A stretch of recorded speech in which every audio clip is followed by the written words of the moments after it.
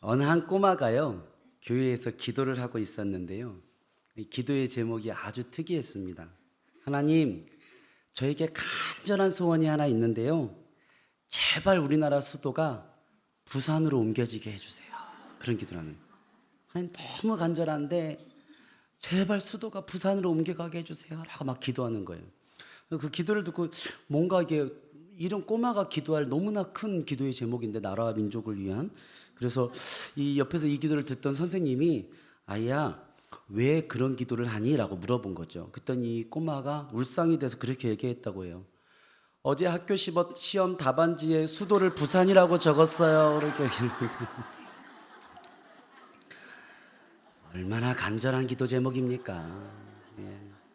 어제 학교 시험 답안지에 수도에 부산이라고 적었으니 맞는 방법은 부산이 오늘이라도 수도가 부산으로 옮겨져가는 기적이 일어나는 방법을 간절히 기도해야 되지 않겠습니까? 여러분, 이 꼬마의 물론 지어낸 이야기겠지만 이 꼬마의 상황 가운데서는 얼마나 간절한 기도의 제목이겠어요? 그리고 얼마나 필요한 기도 제목이겠어요? 그러나 우리가 이야기를 들을 때 우리가 빵 터지고 웃는 것은 과연 그것이 올바른 기도인가? 또 한편으로는 이 꼬마는 기도라는 것을 과연 기도가 무엇인지 알고는 하는 걸까? 라는 그런 염려가 우리 가운데 들기 때문이죠. 오늘 우리가 함께 읽은 본문에는 예수님을 따르는 수많은 무리들이 있었다라는 이야기가 시작됩니다. 예수님이 가시는 그 공생의 길에 수많은 무리들이 예수님의 뒤를 쫓아갔다라는 것은요, 성공적인 것이죠. 아주 좋은 것입니다. 나쁘지 않은 것입니다. 많은 사람들이 예수님의 제자가 되려고 하고 예수님의 말씀을 들으려고 하고 예수님의 길을 함께 하려고 했다는 것은 너무나 행복한 일이죠. 그런데 오늘 그들을 바라보시는 예수님의 마음 가운데서는 그 기쁨과 행복함, 감사함보다는 염려함이 조금 더 그 마음 가운데 많은 것 같다라는 생각이 듭니다. 흡족함보다는 염려함이 예수님 마음 가운데 있는 것 같은 거죠. 어쩌면 그 어린 꼬마의 그 이야기 속에 꼬마의 기도를 보면서 우리가 가지는 염려함처럼 예수님의 마음 가운데서도 나를 따르는 그 열성적인 무리를 바라보며 같은 염려함이 들지는 않았을까라는 생각을 합니다. 이 수많은 사람들이 과연 다 제자가 되려 하는가? 아니, 이들이 제자가 된다는 것이, 나를 따른다는 것이 무엇인지 과연 알고 따라오는 것일까? 예수님은 염려하고 계신 겁니다. 그래서 쫓아오는 그들의 발걸음을 예수님이 딱 멈추세요. 예수님이 길을 가시다가 그 발걸음을 딱 멈추시더니 갑자기 뒤를 확 돌아서 갑자기 그들에게 제자가 된다는 것이 뭔지, 나를 따라온다는 것이 무엇인지 그들에게 말씀하시기 시작합니다. 이 이야기를 듣고 너희들이 따라올지 말지를 한 번 더 잘 생각해 보라는 거죠.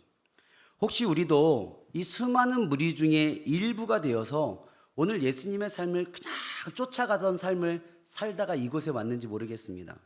어쩌면 오늘 이 예배의 시간은 우리가 예수님을 그저 쫓아가면 되는 걸로 알고 쫓아가던 무리 중에 한 명의 삶 가운데 오늘 이 예배를 통해, 말씀을 통해 우리를 잠시 딱 멈추시고 예수님이 돌이키셔서 우리에게 나를 쫓아온다는 것이 무엇인지, 예수님의 제자가 된다는 것이 무엇인지 우리 가운데 한 번 더 말씀해 주시는 귀한 시간이 되어지길 원합니다. 그 예수님의 말씀에, 그 음성에 귀를 한번 기울여 보시는 시간이 되기 원합니다. 오늘 예수님은 제자가 된다는 것을 세 가지로 이야기합니다. 본문의 26절, 27절, 그리고 33절입니다. 우리 이 세 절을 같이 한번 읽어볼까요? 26절입니다. 물은 내게 오는 자가 자기 부모와 처자와 형제와 자매와 더욱이 자기 목숨까지 미워하지 아니하면 능히 내 제자가 되지 못하고, 누구든지 자기 십자가를 지고 나를 따르지 않는 자도 능히 내 제자가 되지 못하리라. 이와 같이 너희 중에 누구든지 자기의 모든 소유를 버리지 아니하면 능히 내 제자가 되지 못하리라. 아멘. 예수님은 제자가 되는 방법에 관해서 세 가지로 얘기하시는데, 첫 번째 방법을 보니까 부모와 처자와 형제와 자매와 더욱이 자기 목숨까지 미워하지 아니하면 이라고 되어져 있어요. 목숨을 미워한다라는 것까지는 조금 불편하지만, 그래 우리가 생명 바쳐 예수님 따라가는데 라고 생각할 수 있지만, 부모를 미워해라, 처자를 미워해라, 형제와 자매를 미워해라 라는 말이 우리가 쉽사리 잘 들어오지 않는 이야기이기도 합니다. 이 미워하다라는 단어로 사용된 단어는 오늘 헬라어에서 미세이라는 단어가 사용됐는데요, 미워하다가 미세이, 헬라어와 한국어는 되게 유사점이 많네요. 예, 어감이 좀 비슷합니다. 이 미세이라는 단어는 미워하다는 뜻을 가지고 있긴 해요. 그러나 이 미세이라는 단어가 표현될 때는 이 헬라어의 셈조거가 가지고 있는 과장법적인 표현을 쓸 때 이 미세이라는 단어를 사용합니다. 그러니까 미워하다라는 것이 누군가를 내가 적대적으로 미워하는 것을 얘기하는 것이 아니라 최고가 아니다라는 뜻인 거예요. 요건 내가 아주 좋아하는 것은 아니다라는 거. 그럴 때 조금 과장해서 너 이거 제일 좋아해? 아니 나 그거 미워해. 이렇게 과장적인 표현으로 사용되어진 것이 이 미세이라는 단어입니다. 그러니까 이 부모와 처자와 형제와 자매를 미워해라, 싸워라, 다퉈라라는 말씀이 아니라 그게 최고는 아니다라는 거죠. 그게 1등이 되어서는 안 된다. 예수님을 사랑하는 것이 최고가 되어져야 되고, 부모와 처자와 형제와 자매를 사랑하는 것은 그 다음이 되어야 된다. 그것이 우선은 되어지지 않아야 된다. 그것을 셈조거가 가지고 있는 특유의 과장법으로 표현한 것입니다. 우리가 이걸 문자적으로 그대로 받아들여서 예수님 믿으려면, 예배 가려면, 특밤 가려면, 기도하러 가려면 좀 가족들하고 싸워야지만 무언가 제자가 되는 것인가, 그렇게 오해하는 것은 이 말씀을 잘 이해하지 못하는 것이죠. 그런데 이 미세이라는 단어의 원어는 미세오라는 단어예요. 이 미세오라는 단어가 가지고 있는 또 다른 의미는 단호함입니다. 단호함. 완벽하게 거리를 두는 것입니다. 내가 그 일에 여지를 두지 않는 것, 할까 말까, 그럴 수도 있고 그러지도 않을 수 있는 것, 그런 것은 아닙니다. 이 미세오란 단어는 과감하게 거리를 두는 것입니다. 완벽하게 단절하는 것이죠. 이 말씀 가운데 우리가 가족을 생각하며 우리가 하나님보다 가족을 더 사랑하지 않는 일, 더 정확하게 얘기하면 가족보다, 부모와 처자와 형제와 자매보다 하나님을 더 사랑하는 일에 우리의 마음이 주저함이 없이 단호해야 된다. 그 마음 가운데 우리가 단호한 결단이 있어야 된다라는 이야기를 담고 있는 거죠. 두 번째 27절에 보면 자기 십자가를 지고 나를 따라야 된다라고 예수님이 이야기하세요. 이 지고라는 표현은요, 무언가를 가지고 어딘가로 옮겨가고 있는 그 상태를 얘기하는 겁니다. 그런데 똑같은 이 문장을 표현한 마태복음 10장 38절에 보면 이 지고라는 단어를 라빠노라는 단어를 사용했어요. 이 라빠노라는 단어는 지다라는 뜻이 아니라 십자가를 내가 선택했다라는 뜻이에요. 취했다라는 뜻입니다. 우리가 십자가를 지고 예수님을 따라간다는 것은 우리가 예수님을 따라가기 위해서 예수님께서 우리 가운데 억지로 십자가를 지어주신 상태를 얘기하는 것이 아닙니다. 내가 제자가 될게요 라고 했던 예수님께서 그럼 이거 줘 라고 딱 이렇게 우리 가운데 지어주셔서 어이구 무거워요, 이런 상태가 십자가를 지고가 아니라는 거죠. 내가 제자가 된다는 것은 내가 져야 될 십자가를 바라보며 그들 가운데 내가 취해야 할, 내가 선택해야 할 십자가를 내가 적극적으로 고르는 것입니다. 그리고 기꺼이 그것을 이것이 내 십자가다 라고 내가 취하여 내가 지고 가는 상태, 그 기쁨이 있고 내 안에 그러한 적극적인 마음이 있는 것, 그것이 바로 이 십자가를 진다는 뜻이겠죠. 세 번째, 예수님께서 우리 가운데 우리의 소유를 버려야 되는데 그냥 소유를 버리는 것이 아니라 모든 소유를 버려야 된다, 그렇게 얘기하고 계세요. 소유를 일부를 버리는 것도 어려운데 모든 소유를 버린다는 것 얼마나 어려운 일이겠습니까? 쉽지 않아. 제자가 된다는 것 간단한 거 아니야. 어려운 거야. 아마 이 예수님의 마음이 이 모든 소유라는 단어 안에 많이 담겨져 있지 않을까라는 생각이 듭니다. 그런데 오늘 예수님의 이 26절, 27절, 33절에 제자가 되는 방법에 관한 얘기를 듣다가 한 가지 눈에 띄는 부분을 보게 됐어요. 오늘 예수님께서는 그 수많은 무리들을 향해서 너희들이 이렇게 해서 제자가 되라, 너희들이 그냥 나를 따라오지 말고 이렇게 해서 제자가 되라라고 얘기하는 것이 아니라 너희들은 제자가 되지 못할 거야 라는 이야기하고 얘기하신다는 겁니다.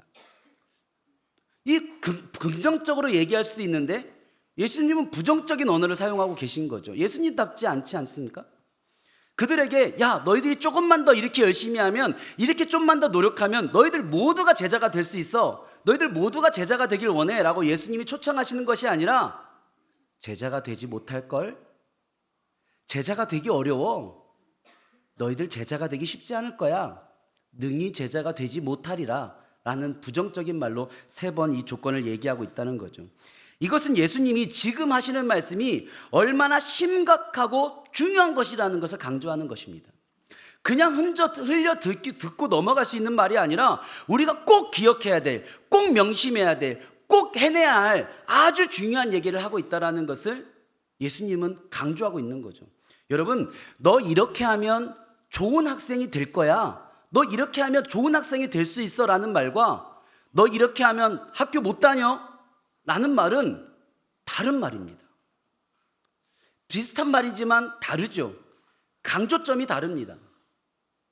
예수님은 오늘 우리 가운데 들려주는 이 말씀이 그냥 해도 되고 안 해도 되고 누군가에게만 해당되는 말씀이 아니라 우리 모두가 예수님을 따라가려고 하는 수많은 무리들 가운데 한 사람인 우리 모두가 이 말씀을 듣고 명심하고 또 새기고 새겨야 될 너무나 중요한 말씀이라고 예수님은 우리 가운데 제시해주고 있는 것입니다. 이 예수님께서 우리 가운데 제시해 주신 3가지의 조건 한 번 더 정리해 볼까요? 첫 번째 무엇입니까? 자기 부모와 처자와 형제와 자매와 더욱이 자기 목숨까지 미워해라 라는 말의 뜻입니다. 두 번째 무엇입니까? 자기 십자가를 지고 나를 따르라. 세 번째, 자기의 모든 소유를 버려라. 여러분, 이 3가지 예수님이 하신 말씀은 수많은 무리 중에 한 명으로 예수님을 따라가고 있는 사람이라면, 제자가 되고자 하는 사람이라면 평생 그 심중에 잊어서는 안 되는 말씀입니다. 우리 가운데 까먹어서는 안 되는 말씀입니다. 그냥 듣고 나에게 주시는 말씀이 아닌 걸로 넘어가 버려서도 안 되는 말씀입니다. 이 3가지 조건에는 담겨져 있는 3가지 큰 의미가 있습니다. 오늘 그 의미에 대해서 여러분들과 나누기를 원하는데요. 첫 번째, 한번 따라해 볼까요? 제자 되기를 준비해야 한다. 제자 된다는 것이 그냥 된다는 것이 아니다라는 거예요. 제자 되기를 준비해야 된다라고 얘기하는 겁니다. 오늘 예수님께서는 재미난 얘기를 해주시거든요. 제자가 될 수 있는 조건들에 관해서 얘기하신 뒤에 이런 2가지 얘기를 들려줍니다. 첫 번째는 망대를 건설하는 얘기를 해요. 어떤 사람이 망대를 지으려고 하는데 이 망대를 건축하는 비용을 계산하지 않고 대충 그냥 가진 걸로 망대 지을 수 있겠지 라고 생각하고 건축을 시작했다가 기초를 쌓았는데 더 이상 망대를 건축할 비용이 없어서 기초만 쌓아놓고 그 망대를 짓지 못한다면 어찌 되겠는가. 제가 아주 비슷한 이것을 경험한 적이 있는데요. 저희 친누나가 예전에 대전에서 학원을 운영한 적이 있었어요. 그러다가 학원이 너무 잘 돼서 학원을 이제는 증축 늘리면서 상가 위쪽에 한 층을 더 얻으면서 이제 그것을 이제 학원으로, 영어 유치원으로 이제 인테리어를 하게 됐는데요. 인테리어를 하다 보니까 여러 가지 인테리어 그 업체의 견적을 받지 않습니까? 근데 어떤 인테리어 업체 사장님이 견적을 너무나 싸게 놓은 거예요. 어떻게 했어요? 싸게 하면 좋지요. 똑같은 퀄리티인데. 그래서 이제 그 업체를 선정한 겁니다. 근데 그 공사가 어떻게 됐을까요? 이루어지질 못했어요. 공사가 반도 진행되지 못했는데 그 이미 손익분기점이 넘어가 버린 겁니다. 그 인테리어 업자가 알고 봤더니 여러 가지 인테리어 업에 인부로만 일해봤지 자기가 사장으로 일해본 적이 한 번도 없는 거예요. 다른 사장은 밑에서 일만 해보다가 자기가 독립해서 이 공사를 따내서 해보겠다는 욕심이 생긴 거죠. 그래서 자기 머릿속에 이 정도 금액이면 되지 않을까 생각하고 견적을 넣었는데 해보니까요, 웬걸 말도 안 되는 겁니다. 어떻게 됐을까요? 공사가 반도 되지 않았는데 그 업체가 연락을 끊고 도망가 버렸어요. 더 이상 공사를 하면 마이너스가 되니까 진행할 수가 없는 거죠. 다른 업체를 급하게 선정해서 공사를 잘 마무리하게 됐지만 그 업체에 견적을 냈던 그 사장님이 얼마나 사람들에게 비웃음을 샀겠습니까? 그래, 야 그렇게 견적 낼 때부터 알아봤어. 야 그게 가능한 일이었겠어? 라고 사람들로부터 비웃음을 사지 않았겠습니까? 예수님은 딱 그와 같은 얘기를 하는 겁니다. 공사를 지을 때, 건축을 할 때는 처음부터 끝까지 감당할 수 있는 일인가를 계산하고 시작해야 될 텐데 그런 각오도 없이 계산도 없이 시작했다가 기초만 쌓고 중단하면 어떻게 될 거야? 또 하나 얘기를 들려줍니다. 전쟁에 관한 얘기입니다. 전쟁을 하는 임금이 다른 임금과 전쟁을 해야 되는데 내 전제의 병사가 몇 명인지, 상대방 병사는 몇 명인지, 그래서 이것이 전면전을 할 일인지, 게릴라를 펼칠 일인지, 아니면 정말 싸울 일이 아니라 화친할 일인지 계산해 봐야 되지 않겠느냐. 우리가 최근에도 전쟁의 소식이 너무 많고 우크라이나의 전쟁도 길어지고 있고 최근에 2.8 전쟁이 또 이제 시작되는 것 같아서 온 세계가 걱정 가운데 있는데 뉴스 가운데 그런 이야기가 많이 들리지 않습니까? 러시아의 푸틴의 계산이 잘못됐습니다. 전쟁이 길어질 줄 생각을 못했습니다. 이 정도로 강력히 대응할 줄을 몰랐습니다. 계산이 잘못됐습니다. 예측이 벗어났습니다. 그런 이야기를 우리가 또 많이 듣게 되지 않습니까? 전쟁을 하는 사람이 전쟁을 시작하기 전에 그냥 무턱대고 야 싸워보자 라고 해서 될 것이 아니라 이 전쟁이 가능한 것인지 나의 군사는 몇 명인지 꼭 싸울 일인지 계산해 봐야 되지 않냐라는 거죠. 예수님은 제자가 되는 것도 그냥 무작정 따라올 일이 아니라고 얘기하는 겁니다. 수많은 무리의 군중 가운데 대서 야 어디 가는 거야? 왜 가는 거야? 몰라. 예수님이란 분이 가신대. 왜 가는데? 아 가면 밥 준대. 가면 병 고친대. 야 너도 따라와. 나도 그럼 쫓아가자. 그렇게 시작할 쫓아옴이 아니라는 것이죠. 그래서 예수님은 오늘 수많은 무리들의 발걸음을 딱 멈추시고 오늘 이 얘기를 하시는 겁니다. 제자가 되는 것에도 필요한 것이 있습니다. 제자가 되는 것에도 결단해야 할 것이 있습니다.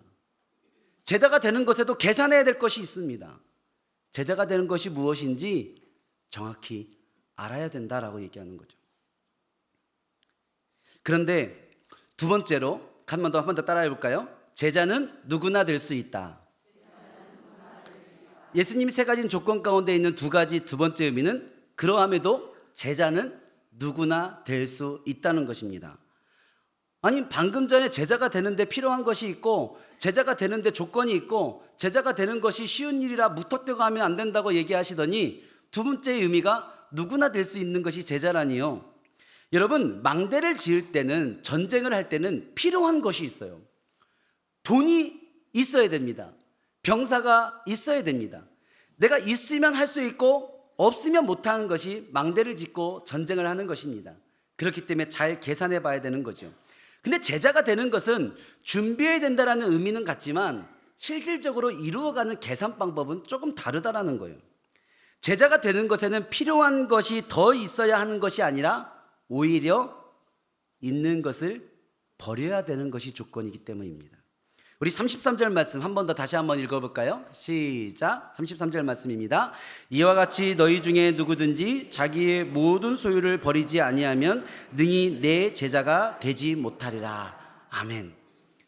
예수님의 방법은 더 많은 소유가 있어야 제자가 될 수 있다라는 것이 아니라 네가 얼마 가졌는지는 중요하지 않고 그것을 버린 자만이 제자가 될 수 있다라고 얘기하는 거예요. 가족이 있는 자만이 제자가 될 수 있다라고 얘기하면 가족 없는 사람은 제자 될 방법이 없잖아요. 그런데 그것이 아니다라는 겁니다. 예수님은 가족을 비워야 한다라고 얘기하는 겁니다. 내 물질을 비워야 한다라고 얘기하는 거예요. 십자가를 져야 된다. 내 고집을 버리고 자존심을 버리고 내 명예를 버리고 그 모든 것들을 버려야 한다라고 얘기하는 거죠.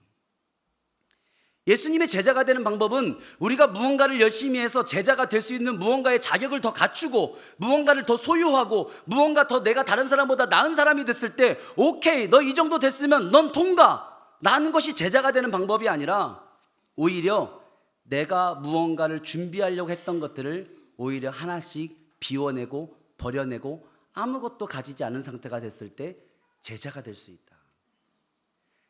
가지는 것이 방법이 아니요 가지지 않는 것이 방법이니 제자는 누구나 될 수 있다. 예수님은 얘기하고 있다는 거죠. 사도 바울은 이 이야기의 비밀을 이미 깨달은 것 같습니다. 빌립보서 3장 8절에 사도 바울은 이렇게 얘기하거든요. 또한 모든 것을 해로 여김은 내 주 그리스도 예수를 아는 지식이 가장 고상하기 때문이라. 내가 그를 위하여 모든 것을 잃어버리고 배설물로 여김은 그리스도를 얻고. 아멘. 사도 바울이 제자가 되었는데 그 방법이 뭐랍니까? 예수님을 위하여서 모든 것을 잃어버리고 모든 것을 배설물로 여겼답니다. 내 가족도 내 자존심도 내 명예도 내 물질도 예수님을 위해서 잃어버리고 아무것도 아닌 배설물로 여겼더니 제자가 됐다. 사도 바울의 고백이죠. 있어야 할 수 있는 것이라면 아무나 할 수 없지만 없어야 할 수 있는 일이라면 누구나 할 수 있는 거죠. 그래서 오늘 예수님의 이 말씀은 너희들 가운데 일부만 제자가 되라, 수많은 무리들 가운데 자격 있는 사람만 나를 따라와라 라는 말씀이 아니라 너희들 모두가 제자가 될 수 있다 라는 예수님의 초청이라는 겁니다. 여러분, 있어야 할 수 있는 것이 아니라 없어야 할 수 있는 것이라면 없는 사람들에게 더 유리하지 않을까요? 많이 가진 사람이 좀 더 어렵지 않을까요? 그게 맞는 것 같기도 해요. 그래서 마태복음 19장 22절에 이런 얘기가 있어요. 예수께서 이르시되 내가 온전하고자 할진대 가서 내 소유를 팔아 가난한 자들에게 주라. 그리하면 하늘에서 보화가 내게 있으리라. 그리고 와서 나를 따르라 하시니 그 청년이 뭐가 많았대요? 재물이 많음으로 이 말씀을 듣고 근심하며 가니라. 있어서 제자가 되는 것이라면 부자들이 편할 텐데 없을수록 제자가 될 수 있다고 하니 많이 가진 사람들이 어렵다는 거예요. 그래서 예수님은 부자가 제자 되기 어렵다고 하셨어요. 부자가 천국 가기 어렵다고 하셨어요. 여러분, 시간이 많은 사람이요, 교회 나오기 더 어려워요.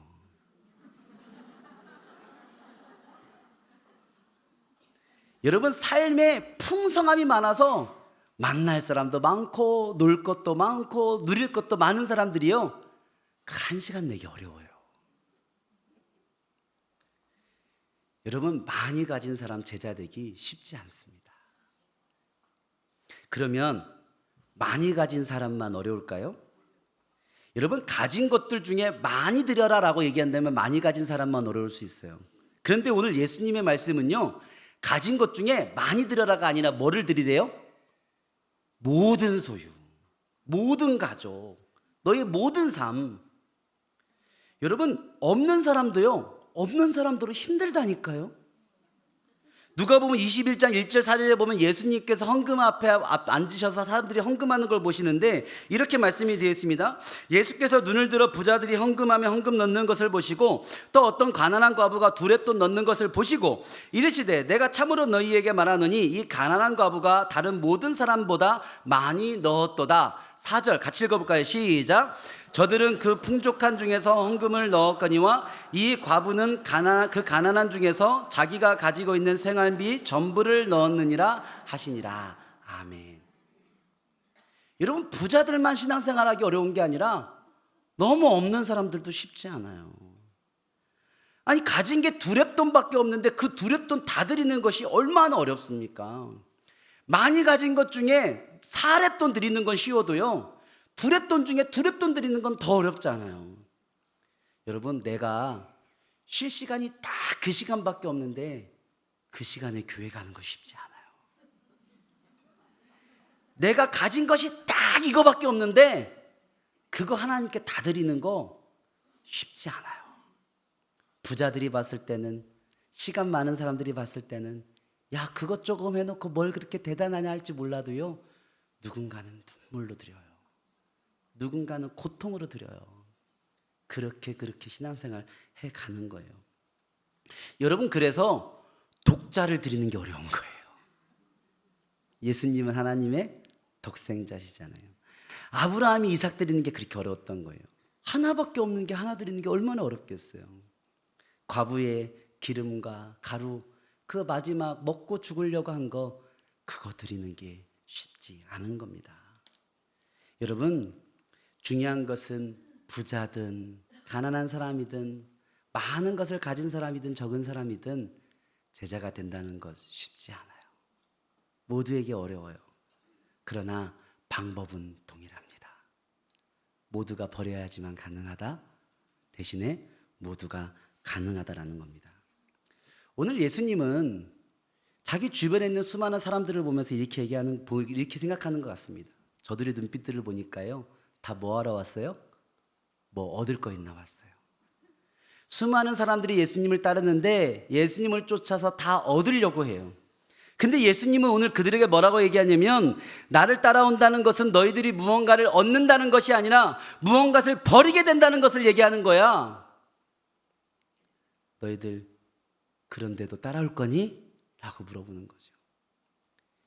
여러분, 이 수요일날 오전 기도에 여러분 왜 오셨어요? 무언가 얻으려고 오셨어요?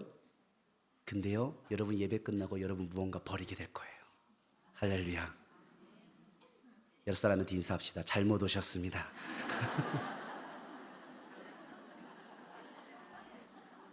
여러분은 감사특범을 통해서 무엇을 얻으려고 기도하세요? 특범이 끝나면 무엇을 얻을 거라 생각하세요? 무엇이 채워질 거라고 생각하세요? 근데요, 여러분 중에 누구는 특밤이 끝나고 버려지는 경험을 할 겁니다. 여러분 중에 누구는 특밤이 끝나고 오히려 비워지는 경험을 하게 될 것입니다. 그게 하나님의 뜻이라는 거죠. 예수님의 조건 가운데 있는 세 번째 의미는 따라해 봅시다. 예수님만 의지하는 것이 제자다. 예수님만 의지하는 것이 제자라는 겁니다. 오늘 말씀해 보니까 자기 부모를, 자기 처자를, 자기 형제자매를 의지하지 말라는 겁니다. 앞서 설명했듯이 미워하지 말라는 것이 아니에요. 미워하는 것이 아니에요. 싸우라는 것이 아니에요. 의지하지 말라는 겁니다. 철저하게 하나님만 의지하라는 것이죠.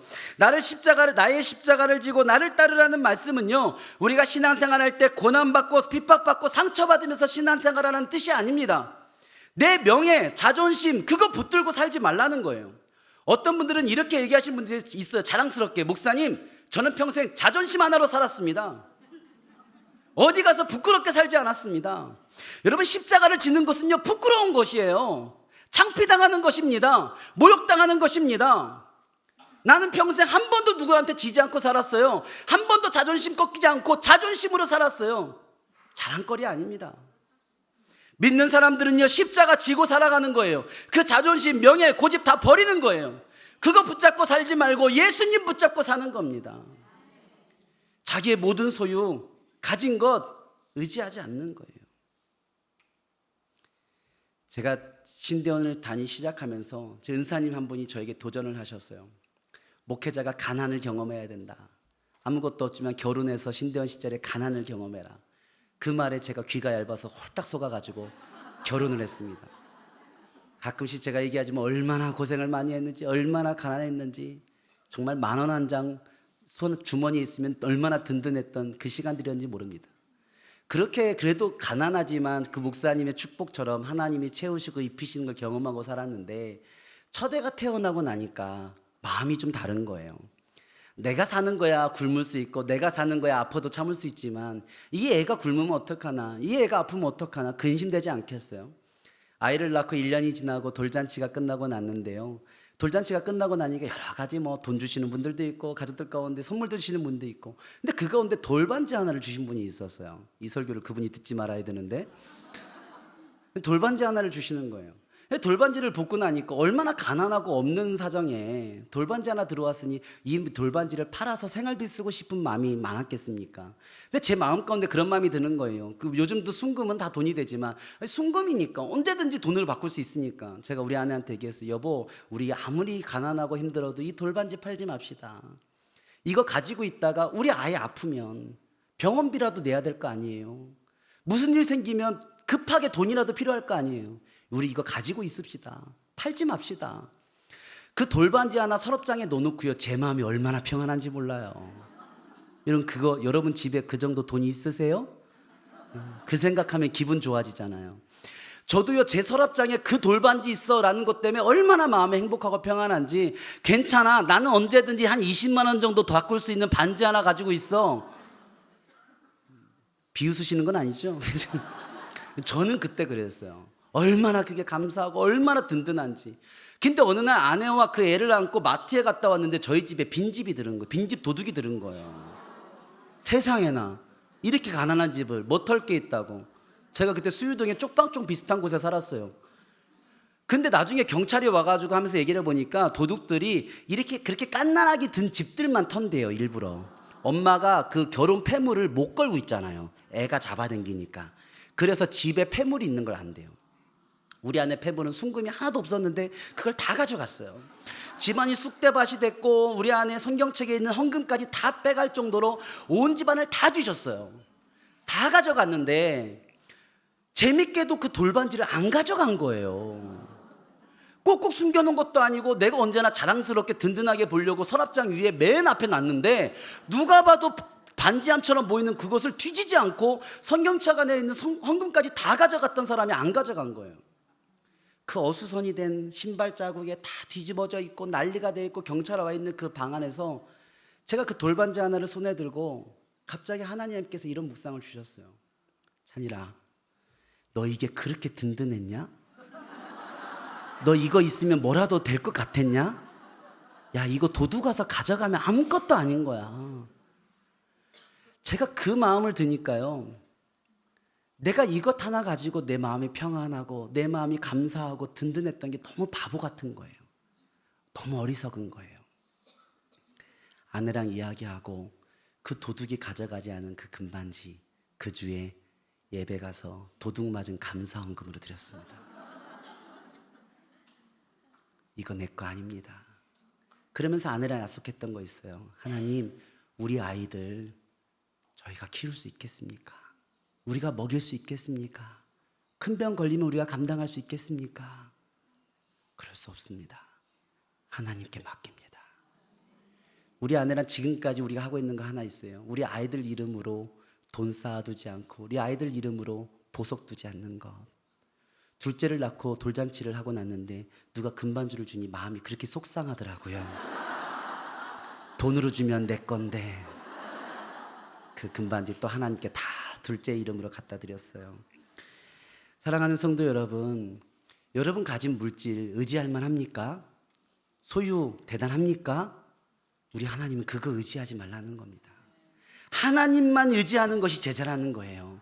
가족 의지하지 않고 내가 가진 내 고집 의지하지 말고 내 자존심 의지하지 말고 내 소유 의지하지 말고 예수님만 의지하는 거, 그게 제자라는 겁니다. 오늘 예수님은 제자가 되기 위해서 왜 굳이 우리를 버리라고 하시는 걸까요? 단순히 버려야지만 복이 된다, 고난을 얘기하시는 게 아닙니다.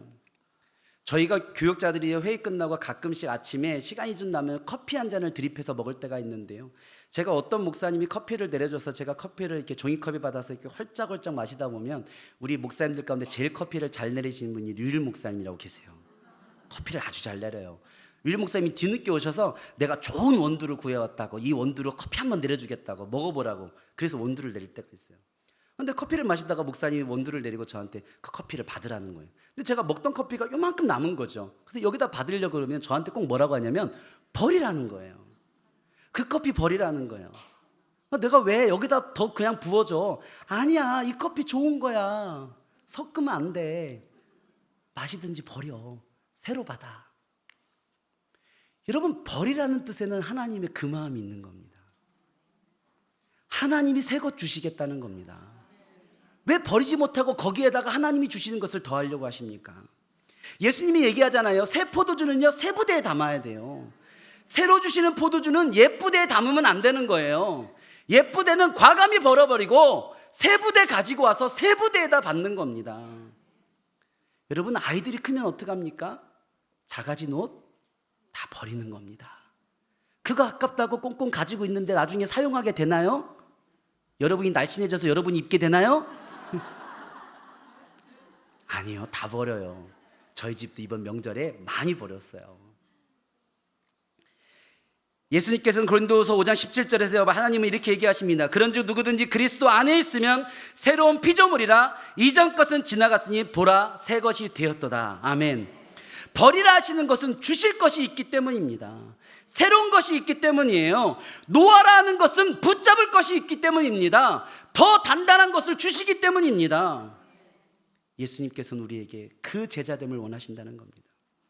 오늘 말씀 마지막 누가복음 14장 35절, 소금이 좋은 것이나 소금도 만일 그 맛을 잃으면 무엇으로 짜게 하리요. 여러분, 제자가 된다는 것은 좋은 것입니다.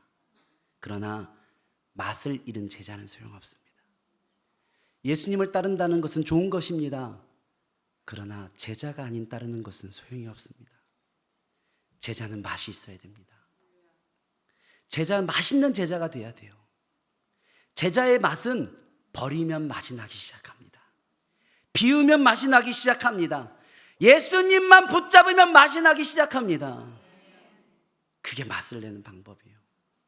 오늘 말씀의 마지막 35절 끝은 이렇게 얘기합니다. 같이 한번 읽어보고 말씀을 마무리합시다. 시작. 들을 귀가 있는 자는 들을지어다 하시니라. 아멘. 얼마나 두렵고 떨리는 말씀입니까? 수많은 사람들이 있습니다. 그러나 들을 귀가 있는 자는 언제나 드뭅니다. 요한계시록 2장 29절, 귀 있는 자는 성령이 교회들에게 하시는 말씀을 들을지어다. 귀 있는 자는 성령이 하시는 말씀을 들을지어다. 여러분, 성령이 하시는 말씀을 듣는 것이 감사특밤 아닙니까? 주의 임재를 갈망하고 있지 않습니까? 성령의 임재를 갈망하고 있지 않습니까? 그럼 그 성령님이 임재하셔서 우리 가운데 주시는 말씀은 어떤 말씀입니까? 버리라는 말씀입니다. 비우라는 말씀입니다. 하나님만 붙잡으라는 말씀입니다. 예수님은 수많은 무리들에게 이렇게 얘기합니다. 그래도 따를 것이냐? 그래도 계속 쫓아올 것이냐? 오늘 여러분들에게 묻고 싶습니다. 그래도 갈망할 것입니까? 그래도 성령의 임재를 갈망할 것입니까? 그래도 주의 임재를 갈망할 것입니까? 그래도 특밤을 갈망할 것입니까? 들을 귀 있는 자는 들을지어다. 기도하겠습니다. 하나님, 주님의 말씀을 듣습니다. 주님의 음성을 듣습니다. 우리 가운데 들을 귀가 있기를 원합니다. 듣는 마음이 있기를 원합니다. 버릴 수 있는 용기가 있기 원합니다. 놓을 수 있는 용기가 있기 원합니다. 예수님만 의지할 수 있는 용기가 있기 원합니다. 우리와 함께하여 주시옵소서. 예수님의 이름으로 기도합니다. 아멘.